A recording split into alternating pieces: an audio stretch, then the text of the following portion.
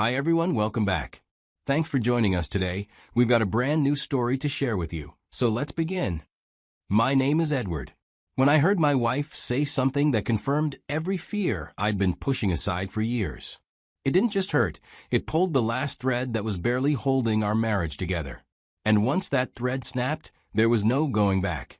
This is the story of how I got to that moment, what led up to it, what I felt when I heard those words, and what I chose to do afterward. So let me take you back to how everything began.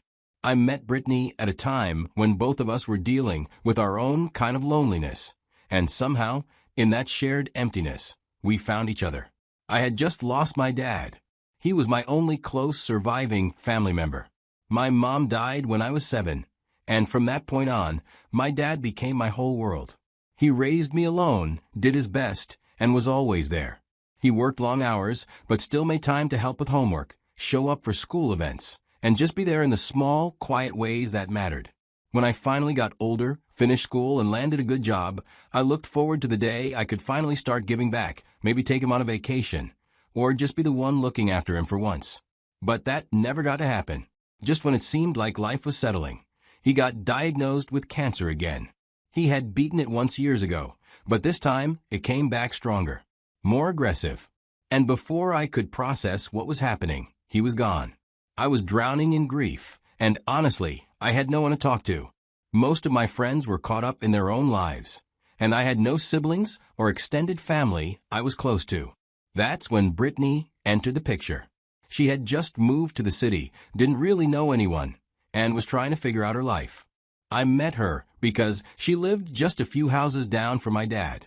During the final stretch of my dad's illness, there were days I couldn't be there physically due to work. So I asked Brittany, who I had only met a few times by then, if she could check in on him once in a while. She agreed without hesitation. She was kind and gentle, the kind of person who never made a fuss, but somehow managed to get things done.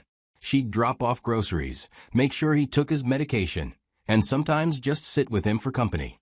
My dad really liked her. And over time, I started talking to her more, not just about my dad, but about life. She never tried to offer solutions. She just listened. And in that quiet space, something started to grow between us. After I buried my father, the silence hit harder than ever.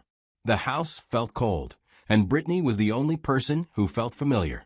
She had been part of that difficult chapter, and in a way, she understood parts of my grief without me needing to explain it. We started spending more time together. It wasn't thrilling or romantic in the classic sense, but it was steady. It felt like something I could hold on to. Looking back now, I realize I confused comfort for connection. There was no real spark, not the kind I had in my previous relationship, but at the time, I thought that spark was probably overrated. Maybe being with someone who was consistent and kind was better than chasing butterflies that never lasted. That's what I told myself. So when we eventually started dating, it wasn't some passionate whirlwind. It was quiet, simple. We both had our wounds, and we leaned on each other because no one else was there. And that's probably where the problem began. Because sometimes, what starts as mutual survival isn't enough to build a future on. But I didn't know that back then. I genuinely believed we were together forever. That belief would be tested later. But at the time, I thought we were doing okay. And after what I had just been through, okay felt like enough. Or at least, I thought it did. So after 2 years of dating and living together, one evening, we were just spending time together like we usually did in the living room. She turned to me and said, maybe we should just get married. I remember feeling stunned, not necessarily in a bad way, but I was caught off guard. It wasn't something I had been thinking about at that moment.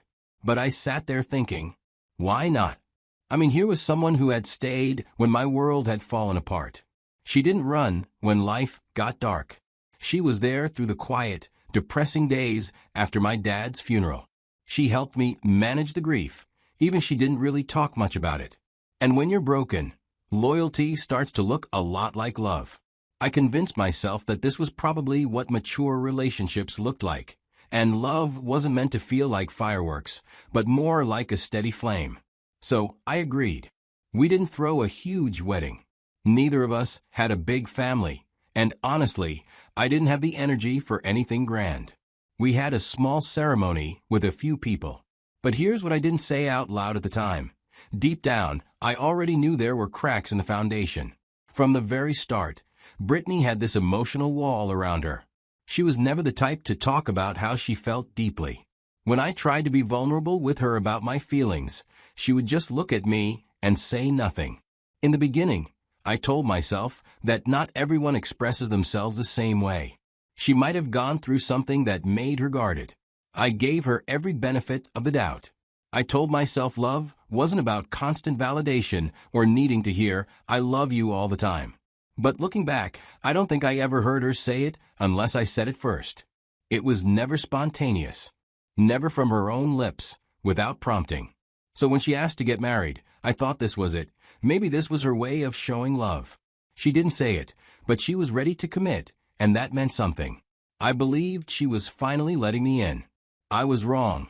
And I wouldn't fully realize how wrong I was until much later. Months after we got married, I kept waiting for things to get better, for that emotional connection to deepen, or even just settle into something more comfortable. But the truth is, nothing changed. In fact, it slowly got worse. Looking back, I don't think there was ever a honeymoon phase. There was no sense of closeness or renewed joy after we tied the knot. Instead, what followed was a slow, quiet erosion of any hope I had that our marriage could grow into something fulfilling. It started small. Brittany would get distant for days at a time. She'd be quiet, cold, sometimes even irritable, but with no real explanation. I'd come home, ask her how her day was, and she'd just shrug or give me a flat fine. It was like living with someone who had built an invisible wall around themselves, and no matter how gently or patiently I tried, I couldn't find a way to break through. What was worse was that when I'd ask her what was wrong, she always had a quick, shallow excuse. "It's just hormones," or "I'm probably about to start my period," or "I just need sleep."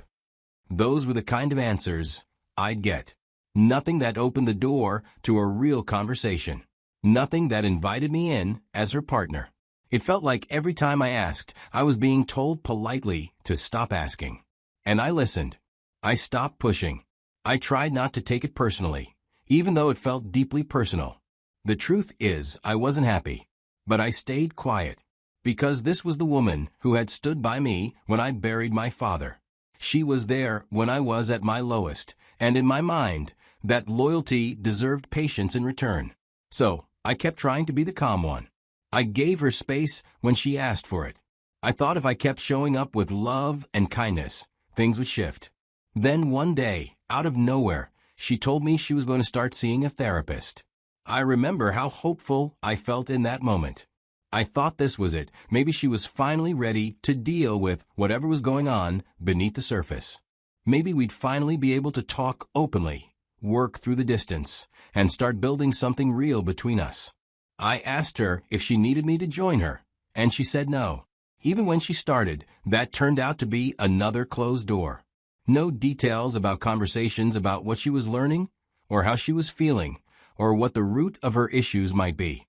I would gently ask, "How was your session today?" and she'd just say fine, or it was okay, then change the subject. I didn't want to invade her privacy, but I was her husband. And yet, I felt like a stranger. Still, I stayed. I believed she'd open up when she was ready. One Thursday, I left work a bit early because my last meeting got canceled. I figured I'd just go home. When I pulled into the driveway, I noticed a car I didn't recognize right away, but it clicked, her friend's car. I'd seen it once or twice before. I walked into the house through the front door. Everything was quiet.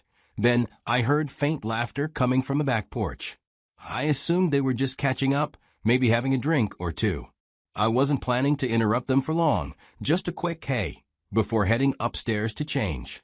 So I started walking toward the back door. But right before I stepped out, I heard Brittany's voice, then I paused to hear what they were talking about. I was barely there for a second before she continued with her statement. "I didn't marry Edward because I loved him," she said, her voice slurring just slightly like she'd had a glass or two of wine. "I married him because I was terrified of being alone. He's kind, boring, but kind. And I guess I just needed someone safe." I didn't move. I couldn't. I felt like someone had yanked all the air out of the room. Her friend asked her something next. I think she was just as stunned as I was. She said, "You don't love him?" And without missing a beat, Brittany answered, "No, I never did. I just didn't have the energy to keep dating. I thought maybe love would grow. It didn't." Those words broke my heart. At that moment, all the puzzle pieces that never quite fit suddenly locked into place. Her coldness, her constant mood swings, and her lack of affection now made sense. Even that one time she casually joked, "I don't believe in soulmates," which I had laughed off back then. She really meant it. She never loved me. Not even in the beginning. I was just the safest bet she could make when she got tired of looking for someone she actually wanted. I didn't go outside anymore. I just turned around, quietly, and walked back like a ghost. I climbed the stairs slowly, opened the door to my home office, stepped inside, and locked it behind me. I had never locked that door before. Brittany and I didn't even use locks in the house. It was just never something we did. But that evening, I needed that door closed. I needed something between me and the rest of the world. I sat in that room for hours. It wasn't until much later that I heard footsteps on the stairs. The friend must have left. Brittany must have seen my car parked. She came up and tried to open my office door, but of course it was locked. I heard her jiggle the knob. Then she started knocking. "Edward," she said, knocking gently. "Are you in there?" I didn't answer. She knocked again, this time more confused. Then my phone started buzzing. It was her. I picked up and simply said, "Please don't disturb me." She went silent on the line, and I hung up. She didn't try again after that. Maybe she thought I was just in a bad mood. She had no idea I'd heard everything. No clue that she'd cracked open something she couldn't close again. I stayed in that office all night. By the time the sun came up, I knew what I had to do. There was no anger in me, just clarity. We had no children, no shared property. Nothing binds us except a marriage that meant nothing to her. The only thing I'd ever given her of value was the car I bought for her on our last anniversary. That's it. So I waited until she left for work. The moment I heard the front door close behind her and the engine of her car fade into the distance, I stood up, walked to the bedroom to pack my things, then locked the front door behind me and walked away. I had nowhere to go in the traditional sense, so I checked into a hotel, sitting on the edge of a stiff mattress. I opened my laptop and sent an email to my boss, telling him I won't be coming today because of an emergency. He responded hours later, telling me to take the day. I contacted a divorce lawyer to end things. There was no turning back. Eventually, later that day, Brittany came home to discover I was gone. The first few calls came back to back, but I didn't pick up. I let the calls ring out, but she kept calling. Eventually, I answered. She asked me where I had gone. Why were my things missing? I just told her the truth. I won't be your emotional placeholder. She acted confused, like she didn't understand what I was saying. I told her clear and simple. I've been in a loveless marriage for almost 4 years, and I do not wish to spend a day more. She was silent, probably trying to think of something to say. But I didn't wait. I ended the call. I didn't pick up or answer any of her calls or messages after this. I didn't even have to go through the stress of freezing our joint account, because I'd already stopped using it long before everything fell apart. My salary didn't go into that account anymore. It hadn't for quite a while. When the divorce papers finally landed in her hands, a few days later, served by my lawyer, that was when she finally got the full picture. That was when she realized I wasn't bluffing. She must have asked the lawyer why I was filing for divorce, and I'm sure he told her what I told him. After that, she shifted gears. She started reaching out to people we both knew, trying to get them to talk to me. She told them therapy was helping her heal, that she was starting to understand herself better. Maybe she was, I don't know. But for me, it didn't change anything. I told everyone who came to me on her behalf the same thing. I'm done. Not out of spite, not because I wanted to punish her, but because there was truly nothing left inside me to offer that marriage. I gave what I could, and what I didn't give, I tried to grow. But after a while, you have to accept when it's over, even if it doesn't come with closure tied up in a neat bow. One of the last steps I took was filing a request with the court to take my name off the lease for the house we once shared. I had co-signed it back then. But now, I didn't want to be tied to any piece of that life. Eventually, everything got finalized, divorce papers signed, lease adjusted, all legal matters settled. The chapter was officially closed. But even after that, Brittany kept trying to stay connected. She still calls sometimes, though I rarely answer. She thinks we can be friends. I don't really know.